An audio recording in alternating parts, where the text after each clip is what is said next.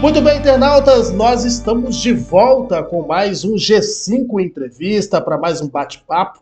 Nós vamos falar de assunto sério, mas também vamos falar disso com suavidade, com tranquilidade, com humor. Por isso eu estou recebendo aqui o apresentador de TV, Dani Souza, o fofinho da gente. Seja bem-vindo ao G5 News pela primeira vez. Pela primeira vez, que honra estar aqui com todos vocês. Fico muito feliz em poder falar com a sua audiência altamente qualificada e compartilhar um pouco dessa história de superação, sobretudo, que é falar sobre um tema que tem uma linha tão tênue entre a brincadeira e a agressão, né? Inclusive, estávamos falando disso em off.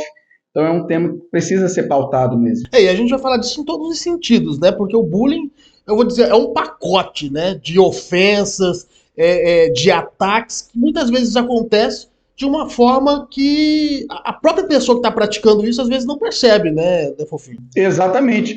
Muitas vezes a pessoa ela sofre o bullying, principalmente na sua infância e primeira infância, e leva isso para a vida como uma característica de normalidade, causando assim traumas irreversíveis no psicológico de outras pessoas, por exemplo, na escola. Isso é muito comum na adolescência. Foi quando eu sofri horrores na minha vida por conta do meu nome. O meu nome é escrito Dani, só que a pronúncia dizendo eu que é Dene. Então, assim, na adolescência, eu sofri demais. Eu sofri homofobia sem ser homossexual. Então você sentiu na pele que muitos sentem sendo homossexual. Demais, já apanhei por isso. Teve um tempo no ensino fundamental, Rafael, que eu saí da escola, aí começaram, olha, a Dani, aí subiu, né, o sangue quente, era meio-dia, sexta aula de matemática, eu saí fervendo. Então, os agressores ali, eles já tinham passado a linha da brincadeira, eles estavam na linha da provocação. Foi quando eu tentei revidar ali com as armas que eu tinha, porque é um momento que você se sente vulnerável, quer atacar de volta, e eu fui brutalmente agredido, saí com a testa inchada, o olho roxo, cheguei em casa totalmente nocauteado mesmo. E o mais interessante é que quando a pessoa que está praticando aquilo, ela percebe que está ferindo e realmente está tendo uma revolta do outro lado ali, parece que isso se intensifica, né? Parece que há um prazer em ver a outra pessoa sofrendo. Infelizmente, os praticadores de bullying, como você falou, é o pacote inteiro de agressões verbais e até mesmo física também, né? Empurrões e etc. Essas pessoas têm um certo sadismo, sabe? Quando ela começa a perceber que você fica para baixo, que você começa a se ofender com aquilo, parece que elas sentem prazer em te ver mais para baixo ainda. E a mensagem que eu levo para os locais onde eu vou falar de bullying é justamente esse. Se você quer combater o bullying, combata com positividade. Como fazer isso, Fofinho? Aí já é difícil, né? Porque você já tá revoltado ali. O mais que você quer meter a mão na cara da pessoa. Fui fazer e quer apanhei. meter a mão na cara da pessoa, que se você vai aguentar o supapo que vem depois, não sabe. Exatamente. Eu briguei muito em colégio. Escola, primeiro, ensino fundamental 1 e 2, eu briguei demais. Meus professores que estão assistindo agora sabem o trabalho que eu dei, justamente por ser vítima de bullying. Na época, eu me identificava o que era bullying, ninguém nem falava sobre isso. Na adolescência, qualquer coisa te constrange, sim, não é verdade? Sim, e eu sofria muito bullying dos professores na hora da chamada, exato. Deu a coceira na língua agora para falar o nome de umas aqui, mas não vou falar não. Senão depois vai chegar... Positividade. Enquanto eu quis resolver na agressividade, ou seja, no mesmo nível daqueles agressores, eu sempre me dei mal. E eu descobri que não era esse o caminho. Então eu me retraí. Então um dos estágios de quem sofre o bullying é se recolher e tentar se excluir. Você não se sente parte daquele grupo. Na sala de aula, no trabalho... E aí você começa a se isolar e a se machucar psicologicamente, dizer, meu Deus, o meu nome é tão feio assim, eu sou tão ridículo assim, a ponto de ser ridicularizado em público e etc. Chega uma fase que se você não tiver Deus na vida, como eu sempre tive, graças ao meu pai, graças a Deus, eu teria entrado em uma depressão severa, porque teve um momento, que eu vou revelar aqui, poucas pessoas da minha família sabem.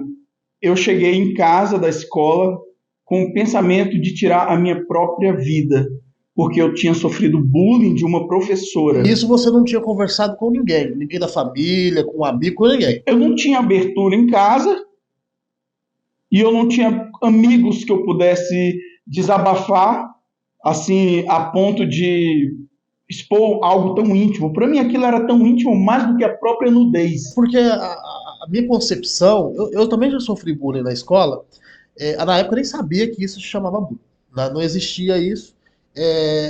Eu tinha um apelido também homofóbico. Eu vou até contar aqui que é engraçado, hoje eu dou muita risada e conto pra todo mundo, o pessoal rir. Lá na minha cidade, em Rondônia, nasci em Pimenta Bueno, Rondônia, tinha uma prostituta, era dona de um prostíbulo, chamada Creuza. E na escola eu tinha uma voz fina, eu era meio assim, afeminado e tudo mais. Me apelidaram com o nome dessa prostituta. De Creuza. Você vê como que é engraçado? Eu tava de rir ali, né? Mas hoje não me afeta, hoje não me afeta. Claro, Zé me superou. Mas imagina para um menino de 13 para 14 anos sendo chamado na escola de Creuza, além de ser de homofobia, ainda de uma prostituta, como se eu fosse aquilo, né? Então, é um sofrimento pesado. E eu também não contava para ninguém de casa, não tinha essa abertura em casa. Por isso que é importante você conversar ou os pais se abrirem, perguntar o que está acontecendo e tudo mais. Não cheguei a esse ponto de pensar em tirar a própria vida, mas era algo que me incomodava demais. E aí, depois de muitos anos, eu descobri que era bullying isso, né? E aí, você passou por todo esse processo de inicial, já na escola, e depois você ganhou um apelido, né? Já depois que estava trabalhando, já em emissora de TV, que é o Fofinho. Fofinho. Que veio do bullying. Veio do bullying. Hoje não é mais bullying. Não, eu posso te chamar na verdade, de no início, tentaram. Não, pode me chamar de Creuza, que hoje eu processo. Tentaram usar o Fofinho como um bullying. E eu percebi a agressividade e a maldade nessa pessoa. Eu percebi isso. E pessoas que estavam à minha volta me alertaram: olha, fulano está querendo te ofender com isso. Falei, então quer saber? A partir de hoje é Fofinho. Eu chegava nas feiras para gravar, para fazer transmissão ao vivo, fazer muito link ao vivo nessa época em outra emissora, e as próprias pessoas já começaram a me chamar de Fofinho do Povo. Ficou, e aquilo dali para mim era uma medalha, porque eu tinha vencido uma pessoa que tentou me jogar para baixo e eu usei a arma dela para ficar em cima.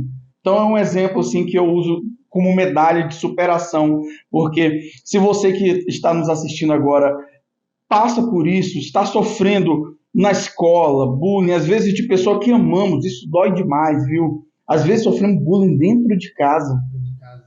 Aí a gente pode até colocar outros termos, por exemplo, como homofobia, gordofobia, isso tem demais dentro do seio familiar.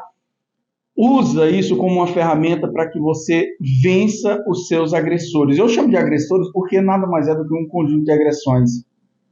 É algo que desnorteia a nossa coordenada de vida. A gente perde o sentido de viver quando a gente começa a sofrer bullying. E é por isso que eu levantei essa bandeira recentemente, que é importante falarmos sobre isso, porque de onde eu venho, eu sou evangélico, eu sou missionário, de onde eu venho, não se fala disso.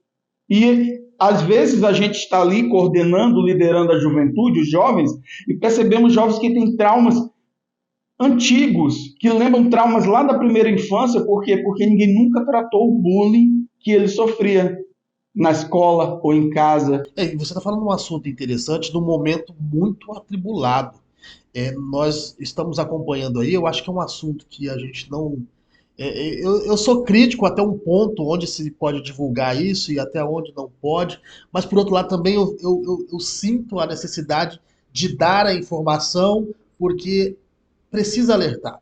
É um momento onde a gente está vendo uma série de ameaças de atentados, e até mesmo atentados, como aconteceu em Santa Teresa, onde um adolescente atacou alunos e, segundo até o momento, veio motivado por um bullying que ele sofria há 2 anos. Esse caso lá no Paraná, tudo com geração, mesmo que passe anos, mas foi uma criação, foi criando aquele rancor, aquela revolta. Não que isso justifique, Sim, mas é algo que precisa ser falado.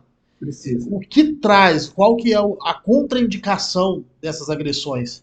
Por mais bobas que sejam. Então é o momento certo de falar sobre isso. Sim, sabe por quê? Porque estamos tratando de vidas.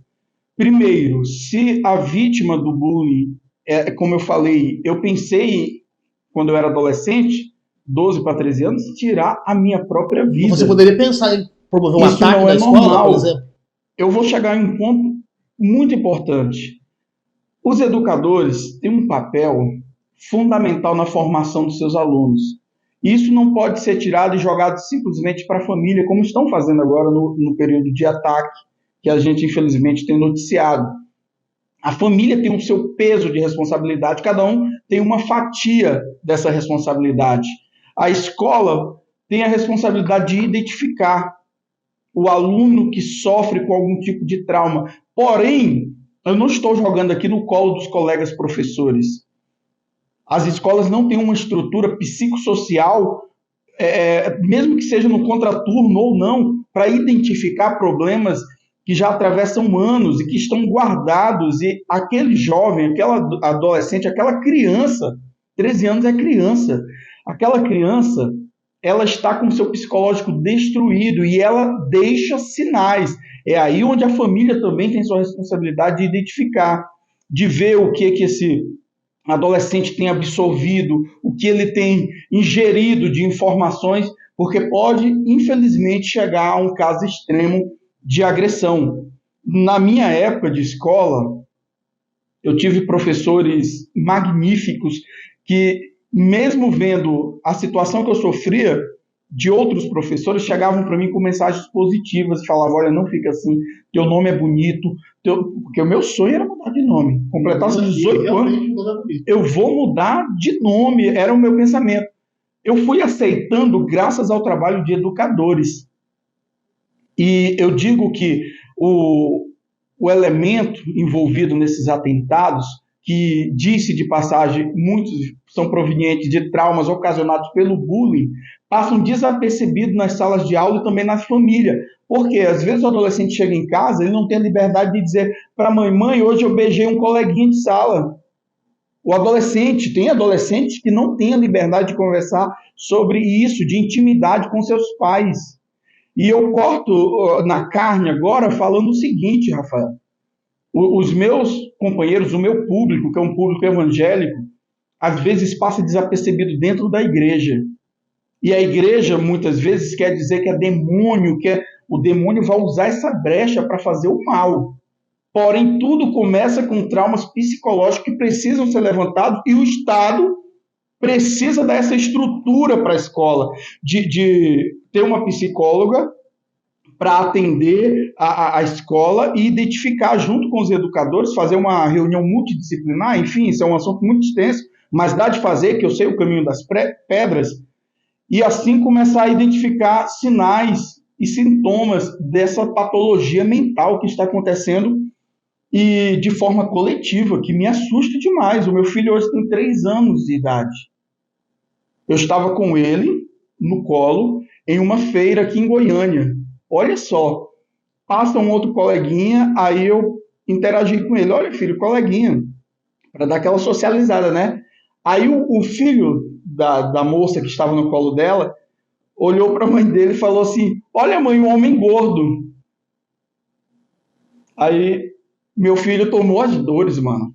Eu chego a dar um nó na garganta de falar isso aqui. Sabe por quê? Porque eu falei, eu fui até grosso com a mulher, peço até desculpa se ela estiver me assistindo agora. Eu até falei assim, poxa, os filhos são mesmo os exemplos que vêm em casa, né? A mulher ficou branca. Não deixa de ser uma realidade. A criança, eu concordo com a ideia de Piaget, de Vygotsky, que diz que a criança é uma tábula rasa. Ela vem como um papel em branco e a sociedade que rodeia ela é que vai formar a sua personalidade. E é aí onde entra o problema do bullying. O bullying engloba diversas agressões, gordofobia, racismo, o racismo, falar do cabelo. Aí muitos podem me olhar agora e dizer assim, fofinho, mas tu praticava bullying. Pratiquei demais, sabe por quê? Porque teve um momento da minha adolescência, Rafael, e eu não quero ser hipócrita aqui, eu quero cortar na carne e dizer o seguinte, De tanto eu sofrer bullying, eu achava que os melhores eram os que praticavam bullying, eram os durão da escola. Vou entrar e vou ser o melhor. Tá vendo como que o grupo influencia o adolescente? Então, se esses adolescentes têm acesso a grupos extremistas, racistas, nazistas, muito cuidado, isso aí tem que ser monitorado pelos pais. Ficou muito mais fácil. A informação está dentro de casa. Infelizmente. A informação está dentro de casa. Agora, me conta uma coisa. Qual foi o seu pior momento? Você falou assim, se ficou mal mesmo. Alguém falou alguma coisa para você, praticou um bullying, e você falou assim, eu estou num momento vulnerável e isso me fragilizou demais. Eu vou dividir a minha vida em infância e adolescência e minha vida adulta. Na infância e adolescência foi quando eu pensei em tirar minha vida, por conta que uma professora, vou falar teu nome, ela, toda vez que ia fazer a chamada, a Dani está, ela sabia que era eu. Ela era amiga da nossa família. Ela fazia de propósito, incentivando toda a turma a zombar de mim. Eu repeti 4 vezes a sexta série. E eu não estou jogando no bullying porque eu era muito sem vergonha. Eu me tornei muito sem vergonha. Por quê? Eu queria fugir da sala. É onde o povo ri do meu nome. Então eu estou expondo isso aqui pela primeira vez com exclusividade aqui no G5 News. Eu tentei fugir da sala de aula. Na vida adulta, aconteceu recente em Goiânia. Eu acho que a pior situação, eu já estava casado, eu e minha esposa chegamos de outro estado, chegamos do Pará, nos instalamos aqui, forasteiros, imprimi uma pilha de currículo e saí nas emissoras colocando nas rádios, falei, olha, estou à disposição, fui muito bem recebido por 99,9% das emissoras de Goiânia, mas teve o 0,01% que me marca até hoje. Tem dias que eu me pego pensando a que ponto o ser humano chega com sua maldade, com a sua falta de humanidade. Cheguei, bati na portaria, o porteiro, magnífico em seu atendimento, chamou logo a responsável pelo cargo. Estou aqui para concorrer à vaga de repórter, assim. Esse daqui é o meu currículo e o meu portfólio. A mulher olhou e já ia encerrar. Eu até revelei que era uma mulher. Já ia encerrar a nossa conversa ali. Quando eu e minha esposa estamos nos retirando, que foi muito rápido isso, ela falou, querido, vem cá. Ela falou, querido, já me quebrou. Muita gente fala que isso é falsidade. É recalque. Voltei, eu e minha esposa, super ansiosa. Falei, vai dar certo. Sabe, eu cheguei do céu ao inferno em instantes. E ela teve a audácia de dizer assim para mim, aqui em Goiás você não vai conseguir trabalhar na televisão porque você é muito gordo. Na frente da minha esposa. Nas dependências dessa emissora. Eu simplesmente engoli ali um nó que deu na garganta, agradeci, virei as costas, não podia mostrar fragilidade, estava do lado da minha esposa, eu sou o provedor da casa, eu sou quem está procurando emprego, eu já estava frágil vulnerável, né? Uma cidade que você tinha acabado de conhecer, estava chegando. Eu estava conhecendo. Tentando conseguir um emprego onde você não tem uma indicação. Sim. Totalmente vulnerável. Escuta, é para desanimar qualquer pessoa. Desanimou ao ponto de eu ir trabalhar na saúde. Eu fui trabalhar na saúde assim que eu cheguei, porque para mim essa comunicação aqui não era para mim. Eu criei o muro com os tijolos que essa pessoa arremessou na minha cara naquele dia. Então, eu fui para a saúde, trabalhei como transfusionista em diversos hospitais da capital, até o ponto em que o universo, a força de Deus que nos orienta, que nos coordena, moveu todo o meu trabalho na saúde para entrar junto da comunicação, e assim eu recebi o convite para a emissora que eu tinha sido bulinado. Você foi trabalhar nessa emissora com esta pessoa? Com esta pessoa na parte administrativa. Mas quem te chamou? Porque ela provavelmente não foi, ou foi? Não foi. Foi um programa terceirizado de um cara sensacional, que eu trabalhei com ele. Trabalhamos falando de carro e tudo mais, junto com a equipe dele. Ele abriu as portas lá e assim saímos, rompemos lá o nosso serviço, eu fui voltar para a saúde, eu tentei voltar para a saúde, e o Messias da gente, que é esse cara doido da cabeça, ele olhou, esse é o gordinho, vem para cá, meu irmão. Ele me deu a oportunidade e estamos até hoje lá no Goiás Agora, colaborando com o grupo, né, o Grupo Goiás Agora, e eu me pego às vezes na frente da câmera, hoje nós estamos na apresentação por conta da ausência do Messias, e eu me pego olhando ali para o microfone, lá pela produção, todos trabalhando e a gente suado ali naquela correria do ao vivo, a tensão redobrada, e eu falo, cara, tem um gordo aqui. Por esse motivo, eu peguei o fofinho da gente, ou fofinho do povo, e transformei na minha medalha, na minha marca. Porque eu quero dizer, tem um gordinho na televisão, sim, aqui em Goiás, porque Goiás é uma terra de pessoas maravilhosas, receptivas, e que não tem preconceito. O povo goiano não é preconceituoso. Foi um caso isolado, né? Foi um caso super isolado, que, assim, dizem que a primeira impressão é a que fica. Não, o suficiente para te desequilibrar, até porque você estava no momento... Claro, bagunçou toda a minha estrutura. Essa pessoa, inclusive, é religiosa. Só religiosa, né? É só religiosa, ela não é cristã. Praticante parece e que eu vejo nos exemplos de Jesus Cristo. Jesus Cristo, quando veio, ele veio para os doentes, ele não veio para quem está são. Então, Jesus Cristo veio para mim, veio para você que sofre opressão de pessoas que se acham melhores que você em algum ponto, ou porque tem um cabelo melhor, ou porque tem uma tonalidade de pele diferente da sua, ou porque é mais fitness que você. Esquece tudo isso. Você é melhor do jeito que você é. Você é aquilo que Deus planejou para vir aqui na Terra e ser espetacular, sabe? Porque não tem ninguém igual a você. Eu costumo dizer que Deus, quando fez a gente, jogou a forma fora. Deus pegou essas todas que ele jogou fora, juntou um e fez uma formona grande e fez eu.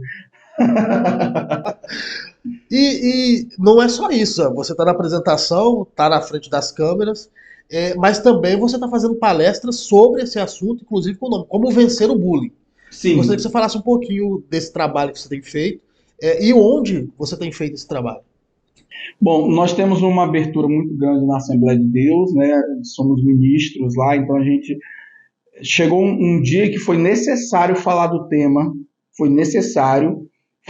com jovens, e eu peguei aquele insight e falei com alguns parceiros, vamos levar isso para outras igrejas.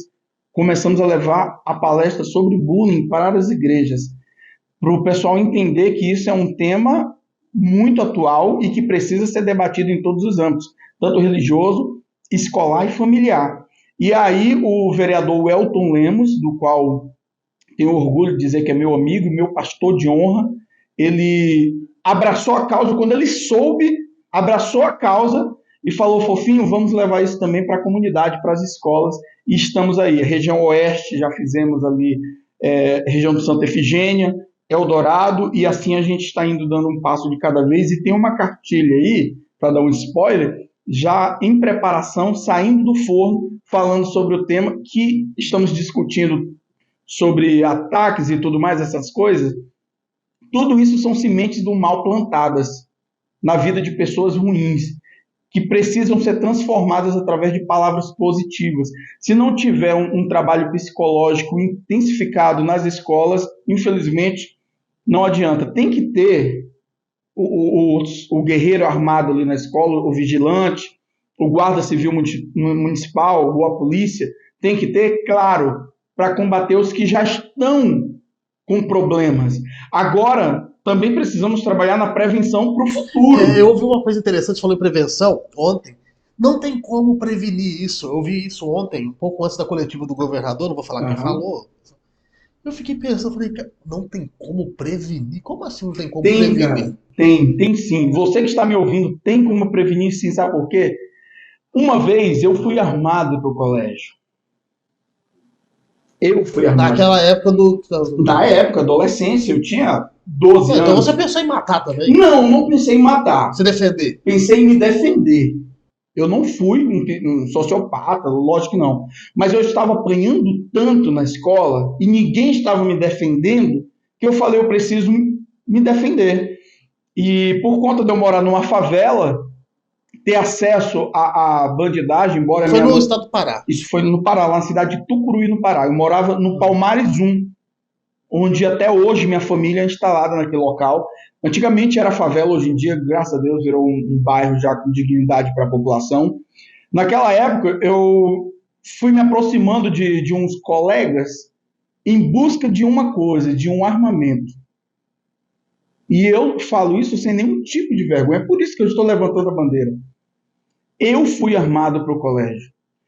Um colega de sala viu as munições na minha mochila. Mas não era uma faca, era um revólver? Não, era um revólverzinho 22. Isso lá em uma escola, pouquíssimas pessoas souberam disso. E onde você conseguiu essa arma? Deu um belo. Então, lá com a bandidagem. O pessoal tinha... Quando você quer fazer o mal... Sempre tem um para ajudar. Parece que tudo conspira para que você vá e faça o mal. Mas, como eu estou falando, eu estava indo com a intenção de me defender. Agora me diz um cara armado com a intenção de defender. Papo furado. Se viesse alguém para cima ali me bater, como eu era acostumado a apanhar na escola, na frente da escola quase todos os dias, levar tapa na cara, chegar sangrando em casa, dente quebrado até hoje eu tenho. Se chega uma situação dessa, eu com uma arma de fogo nas mãos, uma criança inconsequente, 13 anos para mim é uma criança, sem nenhum apoio psicossocial, nenhum apoio pedagógico dentro da escola, até que Deus colocou gestores nesse colégio que eu estava, gestores de altíssimo nível, que me chamaram, me colocaram na sala, me trancaram na sala um dia, por conta de uma confusão, de uma briguinha na hora do intervalo. A supervisora chegou para mim e falou assim, eu vou falar o nome dela, Sullivan. Essa pode, viu? Pode. A Sullivan, o Edivan, o diretor Cavalcante, altíssimo nível pedagógico. Quando eles assumiram essa escola, que estava um bagaço, essa escola era um caos na época. Quando eles assumiram, eles me colocaram na sala e me bateram de frente, assim, olha, começaram a conversar, entender o que estava acontecendo. Eu fui me abrindo, quando eu vi eu estava chorando. Surgiu ali na sala a possibilidade de um torneio musical, do nada. Eu falei, vou aprender a tocar o tal do violão. Montamos Você toca violão? Hoje eu toco violão. Eu sempre aprendi a tocar violão, mas não consigo. Eu aprendi porque eu gostava de uma menininha também, e junto com o incentivo da Sullivan, da professora lá, foi todas as coisas se uniu assim. Quando percebemos, nós já estávamos popular na escola, não mais pelas brigas, mas por estar no contraturno praticando música. E já não era mais a Dani, já era o Dani do violão. O Dani do violão, é verdade. E tudo isso por conta de uma abordagem pedagógica sensacional. Eu vou falar o nome deles de novo aqui. A Sullivan, eu não tenho mais, infelizmente, contato com ela. O Edivan, que era supervisor, e o diretor, que era o Cavalcante. Esses três transformaram a vida daquele garoto inconsequente, rebelde, briguento, violento. Transformaram por conta de uma abordagem. Vem cá, tu gosta de fazer o quê? Ninguém nunca tinha perguntado o que eu gostava de fazer. Eu falei até pro Edivan uma vez, assim, eu gosto de brigar. Então, vai fazer um esporte, um judô, uma capoeira, fiz capoeira, amo capoeira. Quer bater, vai fazer o boxe. Então, Rafael, botar para fora. O esporte, a música, o teatro, tudo isso foram transformando a minha mentalidade e vendo que aquelas atitudes que eu tinha violentas e de vitimização estavam me colocando num caminho muito feio, muito complicado. Um lugar para descarregar. E você que está me ouvindo agora tem que entender que isso é a cabeça de uma criança de 13 anos, de 12 para 13 anos. O que precisa-se desse apoio pedagógico, psicossocial. E o tempo passou, fui tocando na fanfarra, virei o giraia. Mas pro lado bom. Hoje, quando eu chego em algumas igrejas para ministrar, a pessoa fala, menina, eu pensava que tu ia virar um anticristo. Por conta da história de trauma de uma criança traumatizada. Rapaz, que Olha história. O peso dessa história. E isso mostra a importância da conversa, do diálogo. Né? Importantíssimo. Bom, nós estamos chegando ao nosso final já, passou rápido o tempo aqui, viu? Quase 30 minutos já de bate-papo. Eita. Pois é, coisa rápida aqui. Mas o espaço continua aberto para você voltar aqui para a gente conversar mais sobre esse assunto. Eu acho que isso rende muita conversa. É, primeiro, antes de terminar, eu quero que você fale, quem quiser chamá-lo para fazer palestra, onde contatar, com quem falar. Você pode me encontrar nas redes sociais, @fofinho da gente, muito fácil. Vai aparecer aí embaixo aí do seu. Fofinho da gente. E você pode também entrar em contato diretamente com o meu aparelho celular. O número é público, né? Eu divulgo na TV, então já está público. Recebo muito pedido de ajuda, inclusive através do programa, que é 62 996510521. Você pode entrar em contato que eu ou a minha equipe estará pronta para te atender e servir você, a sua comunidade, a sua escola, para que a gente possa levar uma mensagem de esperança e, acima de tudo, transformação. Bom, e quem não for na palestra pode assistir o programa, né? Todos os dias, de segunda a sexta, às 11 horas da manhã, na PUC TV. Na PUC TV, canal 24.1 aqui em Goiânia, né, Goiás. TV A7 em Caldas Novas, em torno de Brasília, e também para todo o Brasil através do YouTube, que é Goiás Agora. Ok. Quero agradecer muito sua presença aqui. Um abraço para você. Já é meu companheiro de trabalho também. Claro. A gente está por lá. E sucesso na sua carreira e também nas suas palestras, na sua cartilha, que isso chegue muita gente e ajude muitas pessoas, ajude muitas vidas. Obrigado. Eu vou finalizar com um slogan que ficou muito conhecido na televisão brasileira, que é um beijo do gordo. E para você que nos acompanha, até o nosso próximo encontro.